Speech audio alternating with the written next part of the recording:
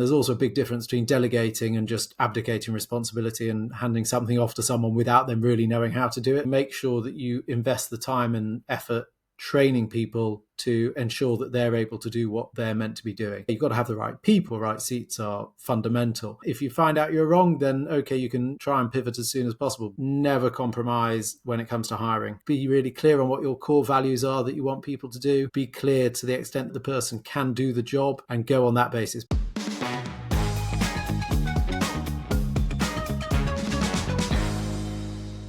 Thanks for joining us on the Better Business, Better Life podcast. I'm your host, Debra Chantry-Taylor, and I'm passionate about helping entrepreneurs lead their ideal lives by creating better businesses. And I like to say life is too bloody short.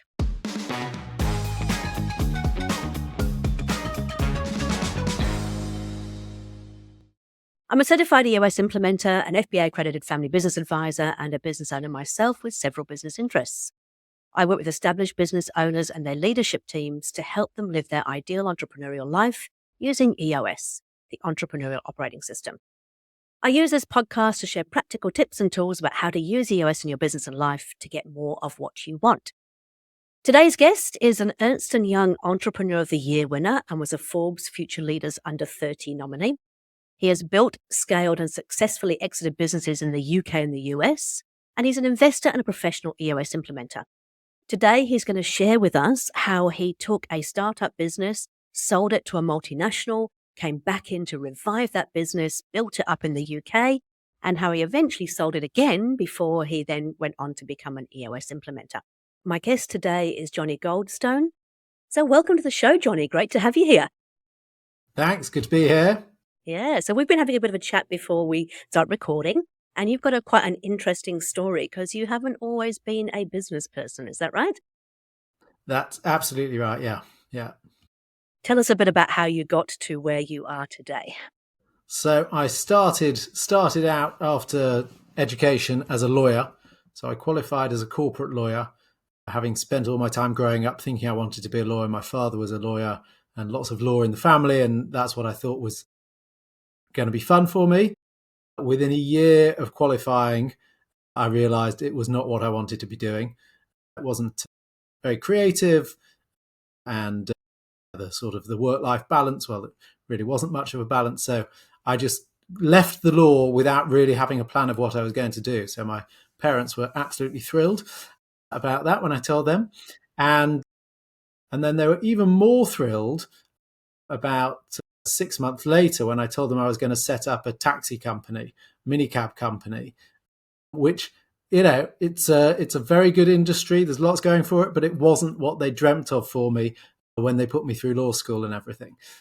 So with a friend of mine from university who'd also a disenchanted lawyer, we co-founded the UK's first and only sustainable, environmentally friendly taxi company.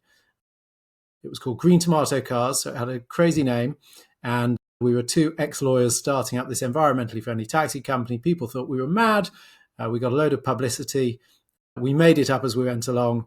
It was great fun. It was pure startup. We were answering the phones, driving the taxis, washing the cars, everything ourselves, really pure startup world.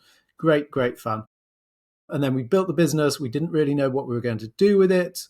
And about 5 years in, we got an offer to buy the business, which was not life-changing money at all, but it was great because we didn't really know what to do next.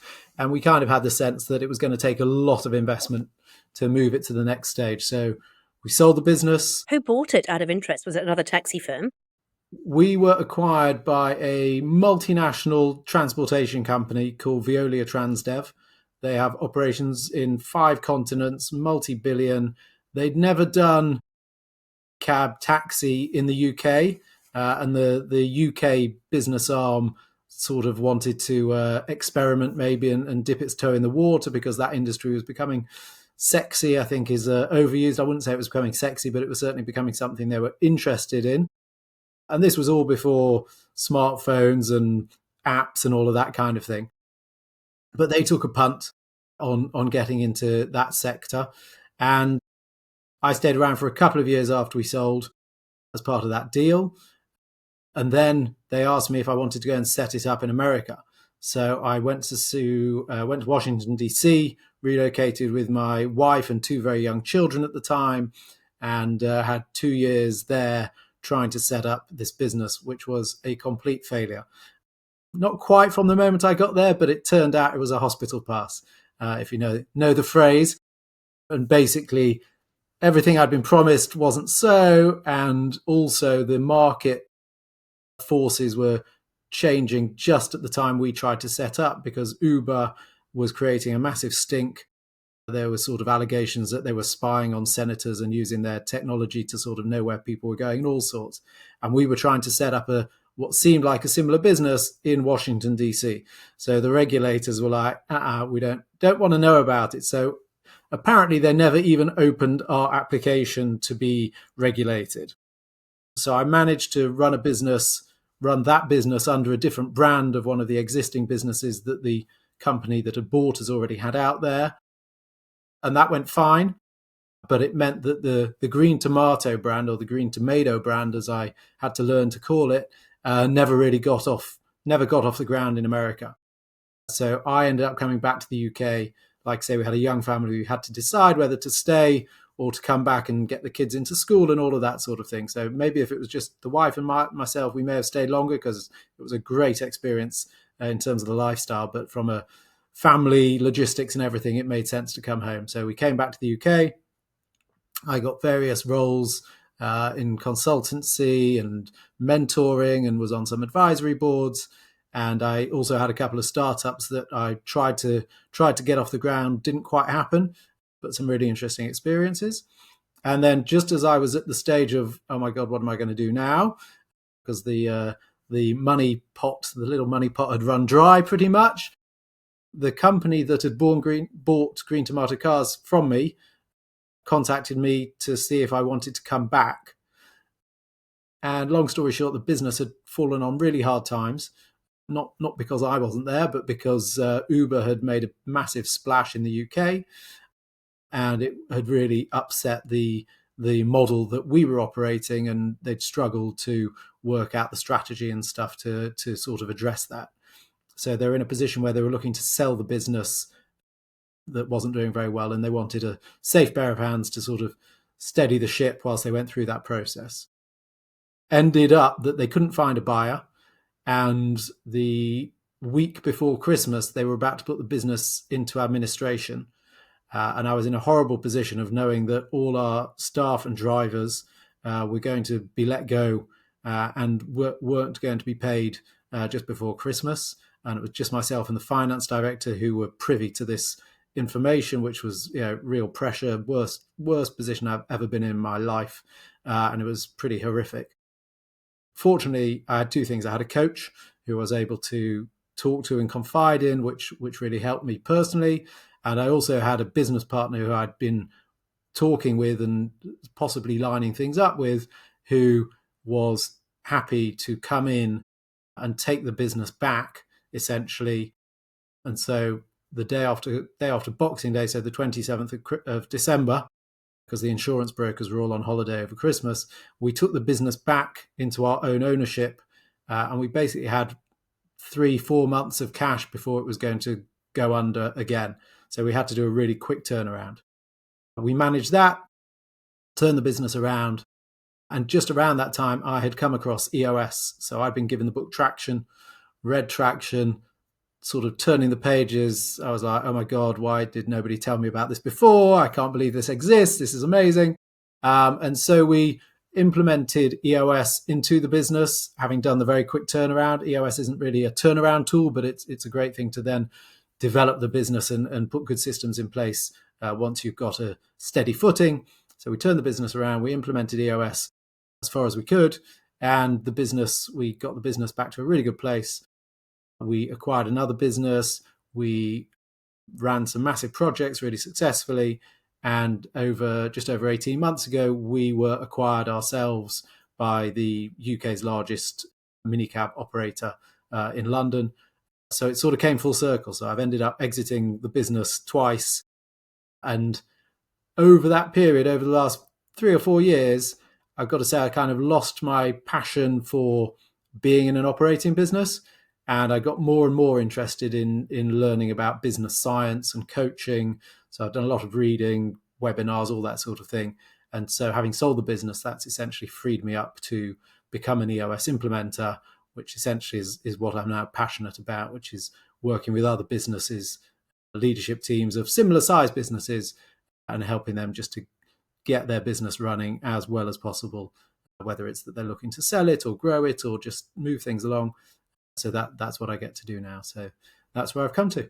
Wonderful. That's really cool. I mean, the traction book, it is a game changer, isn't it? And I suppose when you first open it up, it's not the easiest book to read to start off with, but when you start to get into it, it is a little bit like how come nobody's shared this before? It's not very simple. It's not necessarily easy, but it's very simple and it's very easy to understand. It's very easy to put in place. What were your kind of thoughts as you were reading it for the first time? I mean, I thought I was going to get neck ache because I was nodding my head so often. I think, like you say, the biggest learning is simple but not easy. And with my clients, I probably say that 5 or 6 times every day that I'm with clients. It's, this stuff really is simple because the whole point is that you remove the complexity from as much as you can and just, execute with discipline. So for me, the main thoughts were keep it simple, prioritize, because we're all so good at having 100 different balls that we're juggling in the air, and you end up doing everything not very well, and some things you never even get started that you should have. So learning how to prioritize, and then focus, which isn't the same as prioritization. So for me, focus is all about knowing what it is that you do that you are good at, and that's on a personal level and on a business level, and then really being true to that. Because again, it's very tempting to, as a person, to try and do things that you're not great at, either because you think you'll do them better or quicker than someone else, or because you're a bit possessive or whatever it may be. So learning to do what you do well and let other people do what you've hired them for that they're good at. But from a business point of view, not trying to be all things to all people. So I think at Green Tomato, when part of the struggle that they had after Uber launched is that they sort of tried to be a bit of all things to all people. They tried to appeal to drivers who liked Uber. They tried to appeal to customers who liked Uber. They cut their prices. They stopped focusing on the sustainability angle, which was actually what set us apart. And when we took the business back, we just said, guys, let's just get back to the basics of what makes us special. We're not going to try and compete with Uber. We're going to absolutely differentiate ourselves from them, do all the things that they can't do instead of trying to do the things that they can do. And lo and behold, that's really what enabled us to turn the business around. And your customers get that, and your staff and your drivers understand that. And it means you've got to make some difficult decisions, but much better having a business that you're running well, that knows what it's doing, than having a business that's all over the place. It's going to be a bad result if you go that way. So yeah, I think those were always the main learnings for me, and the main things that I now try to instill in my clients. Perfect. And you obviously self-implemented EOS from the traction book, is that right? Yeah, that's right. We self-implemented largely because myself and my business partner are quite different characters. And my business partner, whilst he understood it and understands why I want to be and am an EOS implementer, it wasn't really for him. It wasn't his style. So his take and our agreement was that I would implement it to the extent that I could with people in the business, because it was a really helpful way to drive the business forward. But we never had the buy-in of the two of us doing it together. So it was not a perfect implementation at all, and definitely not pure. But we managed to make the business work. We had a really good understanding how to do that together. But yeah, it was a visionary who didn't want to do EOS and an integrator who did. And I think if you do it that way around, it's just about manageable. Doing it the other way around, I think, would have been a disaster. But fortunately, we managed to we made it work. Interestingly, the one big project that we did that we really ran on EOS was when we had the contract to run all of the world leaders' transportation for COP in Scotland in 2021. And that was a massive multi-million-pound affair over the space of a month. And I ran that as an EOS project, essentially. And it was amazing. That was sort of my project, and I'd won the pitch. won the tender, and it was really on me to make it work. And it was massive pressure, but I got everyone sort of really rowing in the same direction using the EOS tools and principles. And that, as much as anything, was what really drove home for me the value of EOS, albeit on a sort of small scale for a specific project. But all of the principles sort of shone through and were used for that project to really great successful effect. So tell me, was there a sort of particular tool that really made a big difference? Because I mean, obviously there's a lot of tools in the EOS toolbox, but was there one thing that really stood out for you that just changed the way you approached business as a whole? For me, I think the accountability chart is probably number one, especially when you're in one of those positions of sort of leading the business. It is, I think, it's human nature for most leaders at least to want to do stuff themselves. I was not a great delegator. I trust people a lot, but there's a big difference between trusting people and letting them get on with stuff that you've always done and that you think you know the best way to do it and you can do it super efficiently.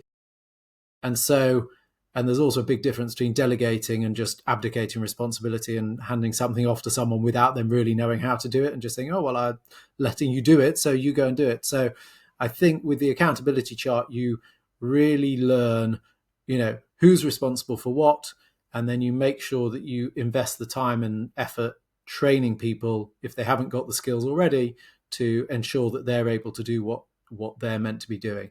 And I think to a large degree, everything flows from there. Yeah, you've got to have the right people, and there's a lot, clearly, all businesses have to have the right people. And the principles of EOS around right people, right seats are fundamental. But I think as a single tool, the accountability chart probably even trumps that, because I think all the good flows from the accountability chart and having it right, and equally all ills, I think, flow from not really paying due attention to it. So yeah, that would be my number one tool. Yeah, I completely agree. I think it's a kind of a real game changer. But I also think that particularly visionaries who decide that they want to do the EOS thing through by reading traction, it's the one tool they generally don't want to go to. They love the VTO. They love the idea of having sort of, rocks and scorecard, but the accountability chart is a little bit confronting because you actually have to deal with potentially people who are not the right people any longer in the business, who can't do the roles that the business actually needs. And it requires you to think very deeply about what is the structure the business requires to move forward. And then do we have the right people for that structure? So it's interesting because obviously you have a natural tendency towards being an integrator, but a lot of the clients I work with are visionaries and they've already had a go at self-implementing, which means they've written a VTO themselves and now they want to bring it into the business. Whereas, yeah, I think everything starts from that accountability chart. Yeah, and I see that with a lot of visionaries. Like you say, partly the challenge of getting the right people in those seats, and equally getting themselves straight on what they should be doing and what they shouldn't be doing, and letting their integrator really get on with running the business. Because with so many business, the founder is the visionary, and they are used to everyone reporting to them, and everyone is used to that dynamic. And to move away from that, even though it's clearly going to be for the better interest of the business in the long term, is a really difficult move for most people to make, both the visionary and the people that report to them. So how you address that, how you sort of package that and roll it out in the right way, at the right time, in the right cadence, and with the right communication around it, so that people don't sort of start panicking and not jumping ship, but wondering what the hell's going on. That's one of the lessons I've really learned working with clients is getting the visionary to the place where they're happy to make those changes, and then getting the rest of the business at the same time really on board with that and understanding the benefits that will come from it. But it's a massive change in mindset, because it's not instinctive at all. And also, like you just said, I mean, it's different for different businesses. The timing, like this is a journey and you need to learn to walk before you can run. And for some businesses, it takes a bit of time to get comfortable with that so they can actually truly communicate that and let go and allow people to be in their right positions. And so, again, I find with a lot of visionaries, they get quite frustrated because they want everything to happen like that. And it's like, yep, it's not going to happen quite like that. We've really got to take the time and make sure that we're using the tools properly and we're communicating well with the team and the team understand, what's coming and how we're going to work through it. And yeah, it's always been a little bit interesting to see how different companies move at different speeds. Yeah, for sure. I think that self-awareness piece with visionaries and understanding, like you say, that they typically are the ones who want to run whilst everyone is sort of learning which way they're going, let alone how fast they're going to get there. That is a big challenge. But I'm fortunate my clients so far, all of them have grasped that, not straight away, but they haven't resisted it when you sort of explain it to them. I guess that is part of being self-aware, is having that emotional intelligence to understand that, yes, you need to work at a pace that everyone else can manage. Otherwise, you're just going to be on your own and it's going to fall on its face. So, yeah, it's a challenge, but yeah, good to work with people who can adapt to that. I'd like to hear a little bit more about the COP thing, and you said you used the EOS tools in sort of a mini project. What were the key tools that you used for that project? So multi-million pound business, I should say. Tell us a little bit about what the tools that you used to keep that tight and to ensure its success.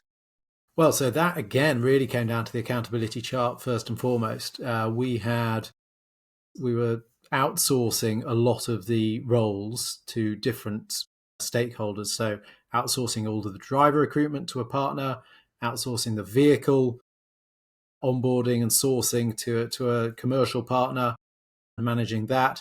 And then we had to take on a lot of people who were completely new to us and we were new to them, and put them in roles of real responsibility from the get-go.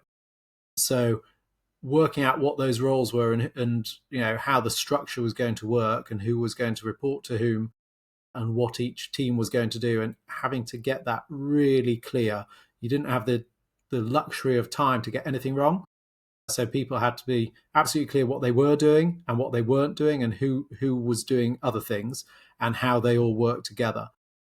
So it was a classic accountability chart, sort of with no visionary, because there wasn't a sort of visionary piece to do. It was all about implementation and hitting the ground running for a short period of time.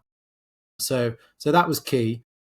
And obviously we didn't follow an EOS meeting cadence of level 10s weekly and quarterly sessions, because we didn't have that much time to do it. So it was more or less daily meetings with the odd longer meetings. So IDSing with people, getting people confident and comfortable to raise issues that they could see, again, from the start, because we couldn't afford somebody to be thinking, oh, this isn't going to work, and not have the confidence to share that with the rest of the team. So we had a few really engaging conflicts, really healthy debate about ideas that we'd agreed to put into practice, and we were running with it. And then somebody who had great experience or could see that something, the wheel was going to fall off somewhere, putting their hands up and saying, guys, I just don't think this is going to work, either because we changed something or sometimes because a partner or another supplier had changed something. We needed to be able to adapt.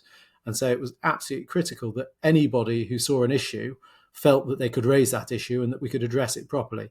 And that was happening right up until not just the day before the planes all started landing in Scotland, but even running through the process. The goalposts would get moved on a fairly regular basis, and you had to be able to adapt.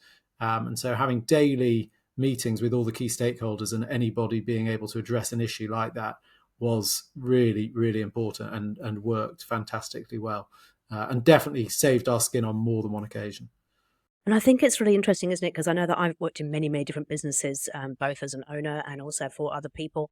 And often nobody wanted to bring issues up because they were too scared, so I think that's one of the things about EOS. It's designed to actually encourage everybody to bring issues up and take ownership about how we can actually solve it.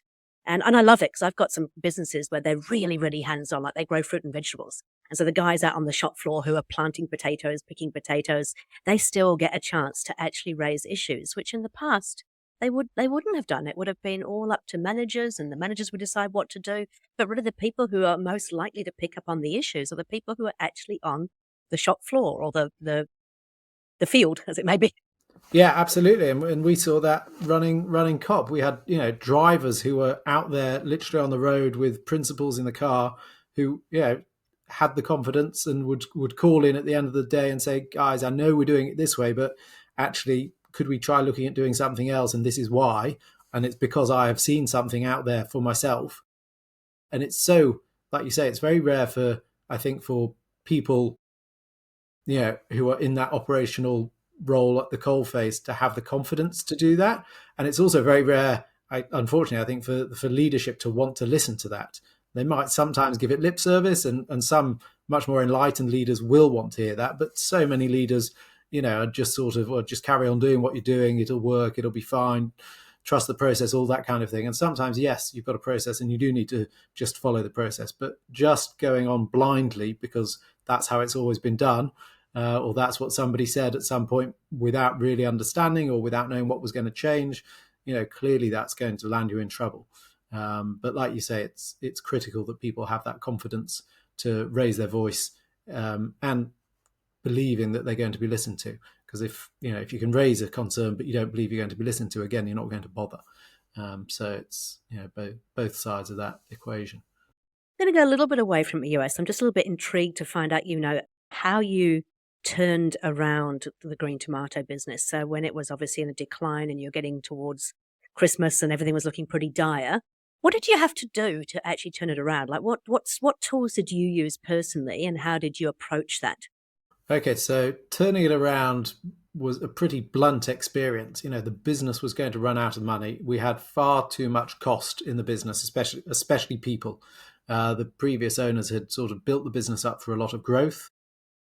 Then, what had happened with Uber had essentially meant that growth never really happened. So they had all this cost in the business without the revenues that came through. So the most fundamental part of the turnaround was, unfortunately, to have to lose quite a lot of people from the business, on the understanding that if we didn't do that, then everybody would be out of a job not much longer down the line. So, we presented that to people, we communicated very clearly, we explained exactly what the situation was, and they hadn't understood what the situation was until we put it in front of them. And so we took the workforce down in the office by nearly 60% within a month. So it was a pretty hard and fast restructuring in that sense. And then there were a whole bunch of efficiencies, not in terms of people, but in terms of how we were paying for things, having systems that were far more fancy than we needed them. Again, that might have made sense for a business that was doing a lot more revenue, but didn't make sense for a business the size it was at. So, we addressed those issues as quickly as we could with suppliers in terms of our own processes, and just made things, streamlined to the size of business we were at rather than the size of business people had hoped we would get to. So it was about making decisions quickly, communicating clearly, delivering hard news to people, but with the explanation of why that had to be done, and then really just getting on and executing and holding your nose a bit and having the faith that you were doing the right thing. Because we say it's better to make the worst thing you can do is not make a decision. So you've got to make your decision and go with it and hope that you're right, or believe that you're right. And if you find out you're wrong, then okay, you can try and pivot as soon as possible. But in that situation, you've got to make a decision, get on with it. And some people won't like you and won't like it, and they won't thank you for it, and they won't like you. But when it's that, or everybody goes down with the ship, then there really is no real alternative. So for me, that was a life-changing experience. I really wasn't an opportunity that I would ever have been desperate to have, but once it was there, it was pretty exciting and very formative to have to go through those sort of processes and have that many difficult conversations, and take difficult decisions, and really it's a kind of leadership that you wouldn't wish on people, really, but it's very, very, like I say, formative and a great learning experience. And I think you said you had a coach at that time. And we always talk about the three legs of a stool. So, every entrepreneur should have a coach or a mentor, operating system, and a peer group. Tell me a little about, what was the benefit of having a coach at that time? So my coach, fabulous lady called Sally, who still in touch with, and this is sort of 6-7 years later, having her there meant I could have conversations with her that I literally couldn't have with anyone else. It wasn't the stuff I would have felt comfortable discussing with my wife. not because I don't trust her, but it's just not her thing particularly. And also I didn't want to bring that stress into the house if I could avoid it, and make her worried about things. So I guess if I hadn't had a coach, maybe I would have had those conversations with her. But having a coach meant I could have those conversations with my coach, a totally independent person, and also who was able to help me understand what would be the best ways to, discuss things with my wife and address that, the psychological turmoil and how to try to manage that in my personal life as well as the business life.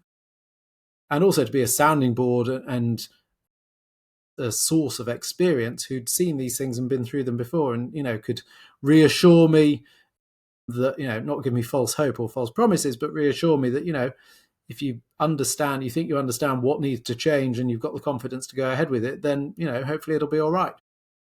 And being in that position without somebody that you can have that conversation with, I genuinely don't know how I would have coped.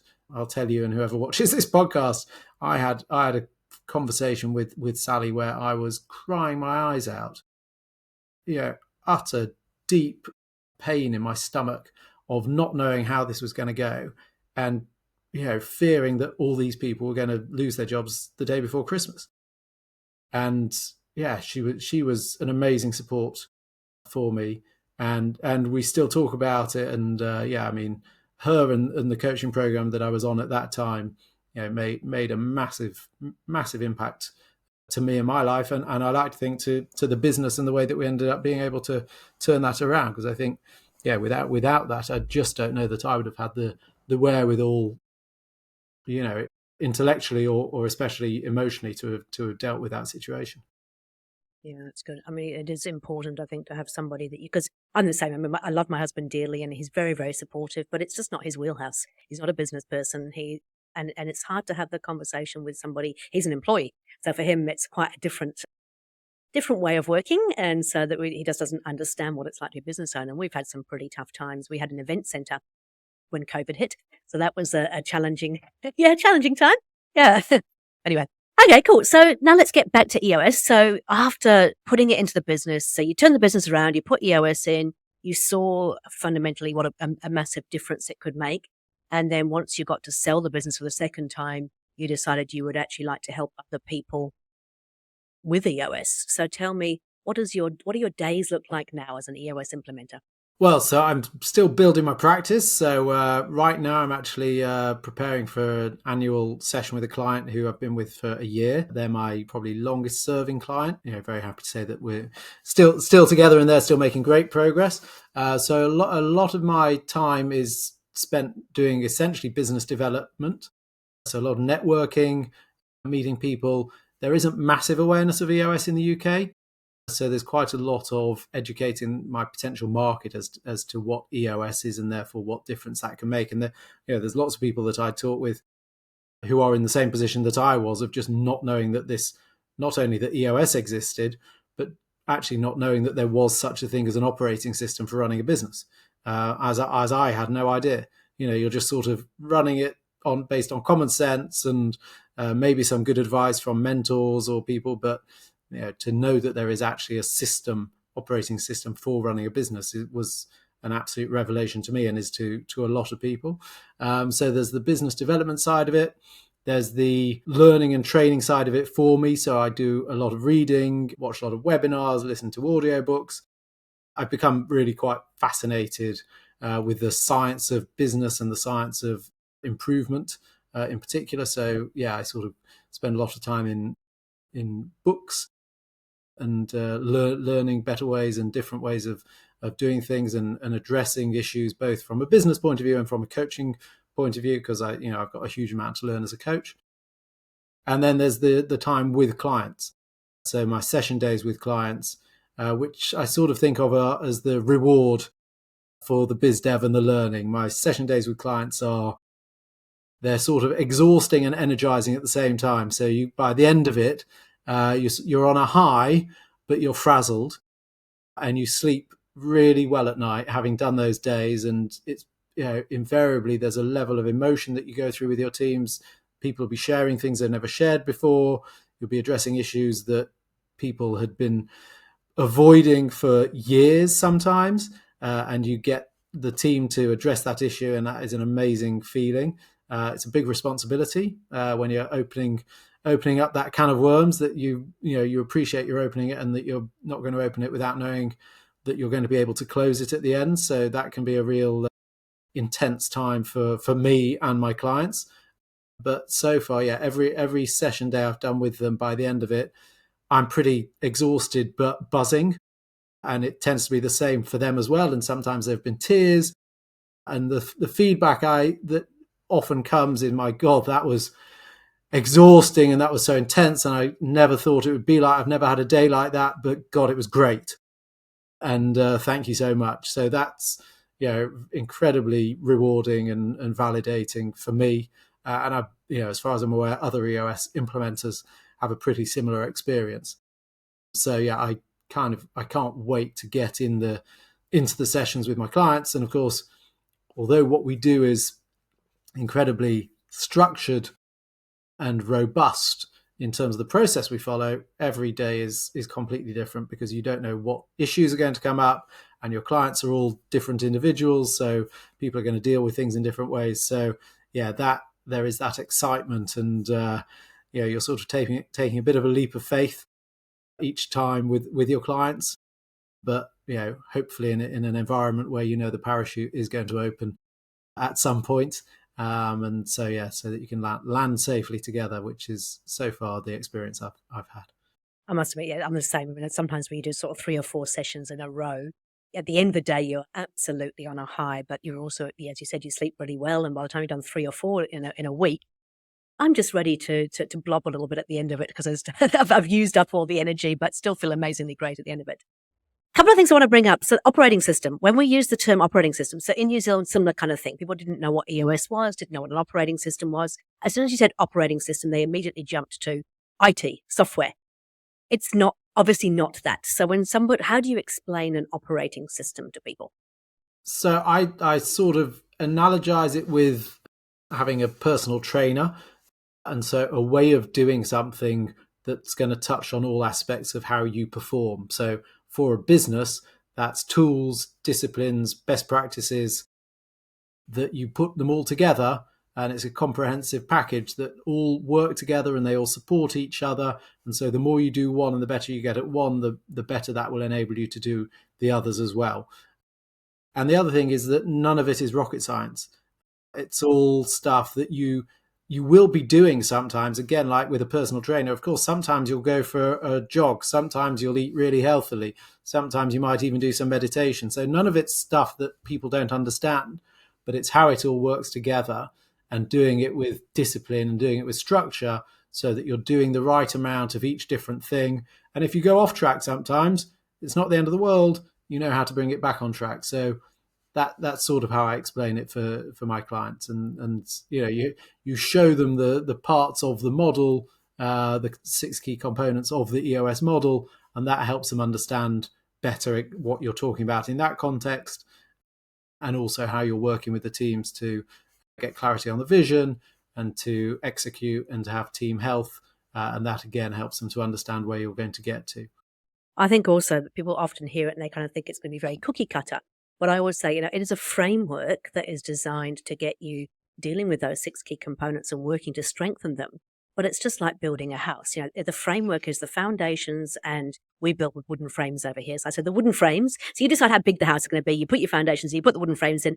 How you decide to decorate it, where you put the walls, whether you use wallpaper or paint, fixtures and fittings, that's all very, very individualized to the business. Foundations is something I talk about with invariably with most of my clients as well, and understanding not just what you say, that how you then decorate and where you put the walls is up to you, but also that if you start to try and build something without solid foundations, then however grand your plans may be, invariably you're going to come a cropper somewhere, because you haven't got the core foundations to really enable you to implement that strategy or whatever it might, or that growth, whatever it may be. So that sense of the importance of having solid foundations, that everyone understands, that then means that you're going to build however you design your house in that sense, but that everyone's going to be building it according to the same standards and the same compliance, all that kind of thing. So yeah, I think foundations is a really good word to use around it. Perfect. Okay, well, I'm sure that we could talk for a whole nother hour, but we don't have that time, unfortunately. What I'd love to ask you is 3 top tips or tools. I love this podcast to be really practical, pragmatic, just like EOS is. What would you say the 3 top tips or tools are for the listeners today? So for me, top tips are to be true to yourself, like I said right up at the beginning. So have that focus, know what that means for you in terms of your abilities, and know what that means for your company in terms of what you're doing, what product or service you're selling. I think to embrace as an individual that you are good at some things and meant to be doing some things, but there's a whole load of stuff that you're not suited to. So being prepared to delegate to other people and leave stuff alone that isn't your sweet spot. And last one, never compromise when it comes to hiring. The people that you work with, especially in a business that essentially you are relying on to deliver what you need in your business, if you're in the leadership team, I have never seen a time where compromising on that has worked out well. Sometimes you're just desperate to put someone in there, so any warm body will do. Sometimes you've got a sense that somebody isn't going to be a great fit culturally, but you sort of think, oh, you know what, let's give it a go. I've never seen that work out well. So be really clear on what your core values are that you want people to do. Be clear to the extent that you can that the person can do the job, and go on that basis. But if ever you're in doubt as to either of those fundamental aspects, then I would back yourself and don't make that hire. Yeah, because I think you're right, because the short-term gain, it doesn't outlive their long-term pain that you have when the wrong person in there. No, never works out well. Yeah, perfect. Okay, well, thank you so much for that. If people want to get in contact with you, Jonny, how would they best get in contact with you? So email johnny.goldstone@eosworldwide.com. LinkedIn, also Jonny Goldstone. I've got quite a bit of material and content there that hopefully give you a sense of my style and what I try to explain how I work with my clients and where my focus is as an implementer. I think that's also quite a good source of information. And then there's also the directory on the eosworldwide.com. Perfect. Hey, look, thank you so much.